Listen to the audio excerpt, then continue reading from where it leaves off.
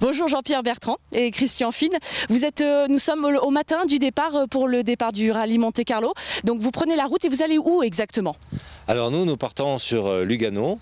Il faut savoir que le rallye Monte-Carlo énergie alternative se sert un peu des mêmes parcours que les Monte-Carlo classiques. Donc pour respecter la tradition, il y a un parcours de concentration qui part de 4 villes différentes. Donc un à Lugano, l'autre à Clermont-Ferrand, à Montauban et le dernier à Annecy-le-Vieux. Voilà. Donc nous avons Lugano et nous allons partir demain matin de cette ville-là, ainsi que les autres concurrents dans les autres villes, pour se retrouver demain soir à 18 h à Gap, qui est la ville de départ de l'étape commune. Alors, chose particulière pour ce rallye Monte-Carlo, ce sont qu'avec des voitures aux énergies nouvelles. Donc, dites-nous-en un peu plus. Voilà, donc énergie nouvelle, c'est aussi les technologies nouvelles, hein, notamment les technologies hybrides. Donc, ce sera le cas pour notre voiture. Donc, c'est une voiture essence hybride. Il y a des voitures qui sont diesel hybrides, d'autres qui utilisent des carburants verts et des voitures qui fonctionnent à l'électricité uniquement. Par exemple, dans notre équipe, il y a une voiture qui sera complètement électrique, hein, et puis d'autres véhicules hybrides tels que celui-là. Alors, est-ce que c'est votre premier rallye Monte-Carlo aux énergies nouvelles? Non, moi pour ce qui me concerne, c'est le deuxième en tant que participant. Christian Fine en a fait plusieurs. Moi je suis à mon... je sais plus, mais pas loin de 7 ou 8. Alors, vous êtes copilote et votre job consiste en quoi pour le coup? Eh bien, disons, c'est comme le rallye Monte-Carlo historique. Il y a une question de régularité dans les épreuves, mais en plus de ça, sur le parcours total, il y a de la consommation. Voilà, donc la consommation est prise en compte pour avoir le classement final. Voilà. Alors c'est un réel engagement de votre part de faire ce rallye Monte-Carlo, donc pas classique, mais on va dire nouveau?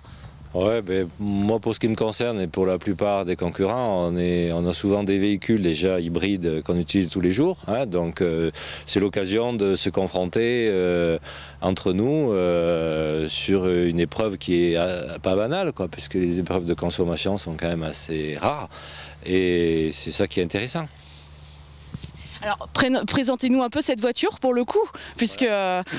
Donc cette voiture, c'est une voiture Toyota Prius, modèle Prius 3, hein, voilà, qui a déjà, elle, participé une fois sur des rallyes. Elle l'a remporté? Non, elle n'avait pas remporté.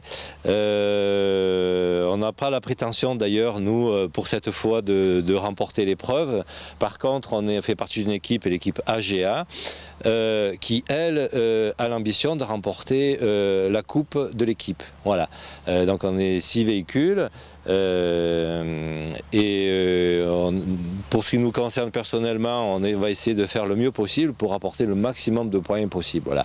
Par contre, il y a une autre voiture qui est une Opel Ampera hybride qui est conduite par Raymond Durand et lui, il vise le podium, voire la première place. Enfin, l'année dernière, il a fait deuxième et bon, on a toujours espoir qu'il finisse en tête du podium.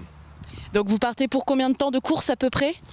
Alors, il y a demain l'étape de concentration et ensuite il y a 2 étapes, 2 journées de parcours commun qui seront donc vendredi et samedi, qui se déroulent au départ de Gap en direction de Monaco pour le premier jour et autour de Monaco pour le deuxième jour. Voilà, sachant que le samedi soir, le classement sera définitif. Et dimanche matin, il y a une démonstration de Gymkhana avec ces véhicules sur le port de Monaco, avec remise des prix dimanche à midi au Fermont à Monaco.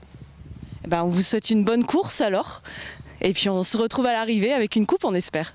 Bien sûr, nous on espère au moins avoir la course, la coupe de l'équipe, hein, et puis merci pour vos encouragements.